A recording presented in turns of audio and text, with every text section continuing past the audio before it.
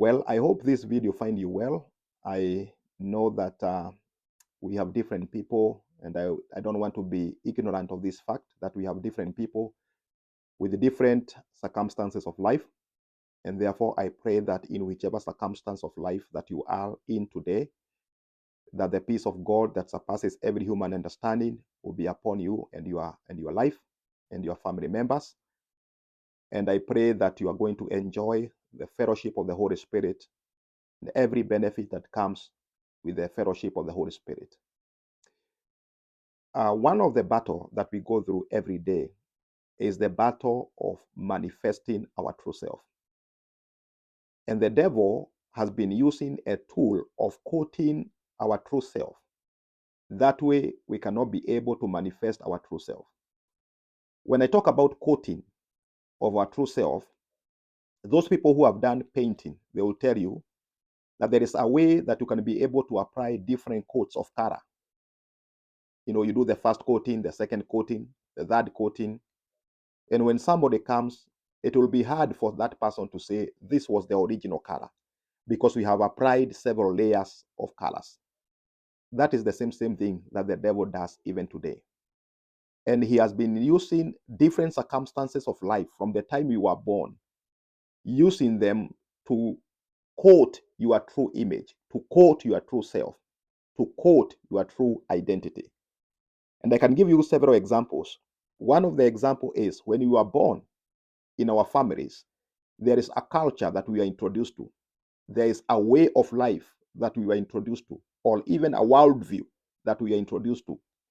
And many people, there is a way we behave. Different families, there is a way they behave. There is a way they were taught to interact with the people. There is a way they were, for example, there are people they were told you're not supposed to be talking to so and so. You're not supposed to be talking to this and this. And there are so many things that were programmed in our mind. And those things, even as we grow, and some of those traditions, they are not okay, they are not good. They have formed like a layer within our true self. As we continue to grow, some of us engaged in relationship, and they have very triggering stories. Some of them they were married somewhere, and I'm so sorry when I'm speaking about this because this is some of the triggering subjects.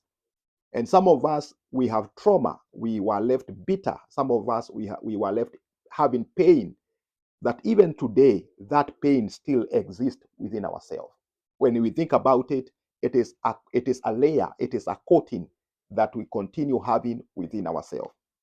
Some of us in places that we were born, and especially third world countries, the way of life, we were like programmed in a certain way. Today you see politicians, they are programmed people in a certain way. And we behave exactly in a certain way.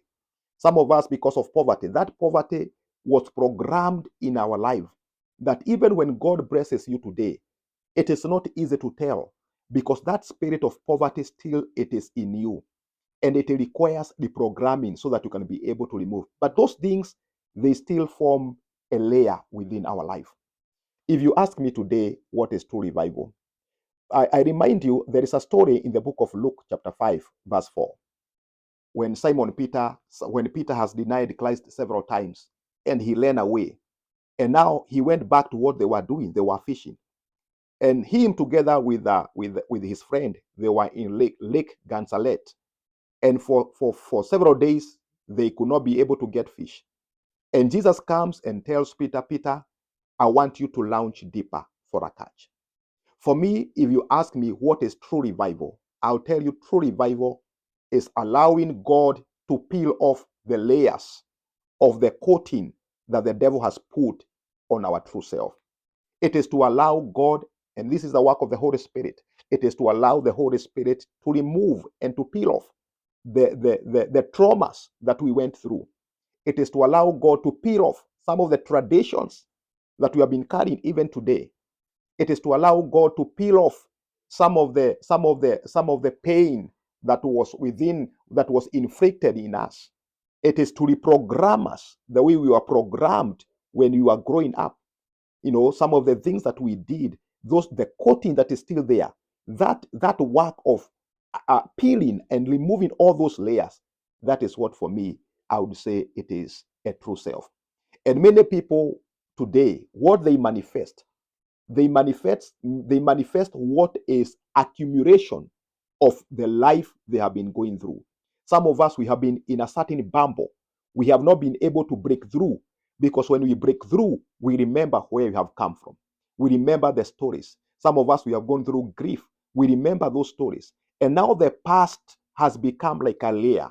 When we think about entering into a certain relationship, we remember the last relationship that we had, and it becomes a layer. That way, you cannot be able to break through.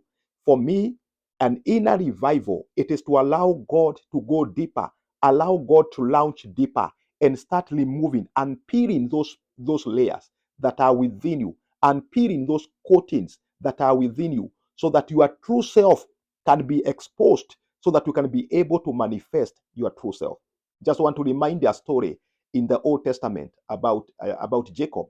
And Jacob, from the time he was in his mother's womb, he was not real.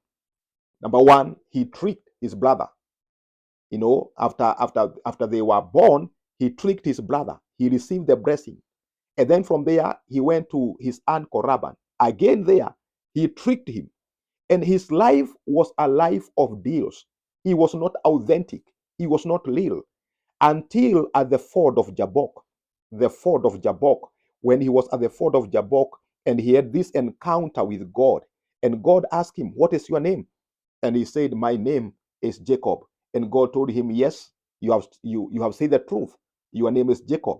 Your name is Sapranta, somebody who is not real. Your name is somebody who have been living with deals, somebody who has not been able to manifest his own true self, somebody who has so many layers, so many layers. But now, because you have come closer to me, I have magnified those layers to you, and you have allowed yourself to remove all those layers. I have changed your name. And from today, your name is not Jacob, but you are going to become a big nation. Your name will become Israel. And I want to remind you today, if you can allow God to unpeel every story that you have, every narrative that you have, if you may be having grace to allow God to remove the traumas, the pain, the wound that was inflicted in you, the experiences that you have gone through, and ask God for true revival from the inside outside, then God is going to bring true revival in your life. And now you are going to manifest the glory of God, and your name is going to change. And I know that God is waiting for you to allow Him even to do so, even as we continue with the year. I pray that God is going to help you, the Holy Spirit who is able to, do the work of peeling.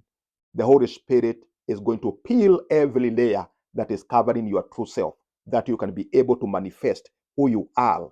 That way you can be able to understand the hidden potential that is inside you. May God bless you. May God keep you. I want to invite you for our Sunday service. I know tomorrow is a Sunday.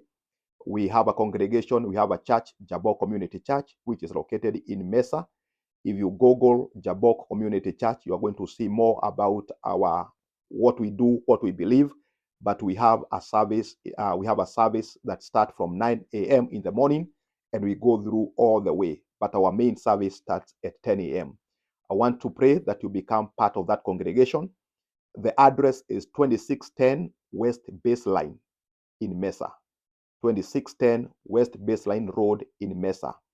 And I pray that once we make that decision to be part of our community, we'll be able to fellowship together and also to continue connecting with you even as we continue. May God bless you.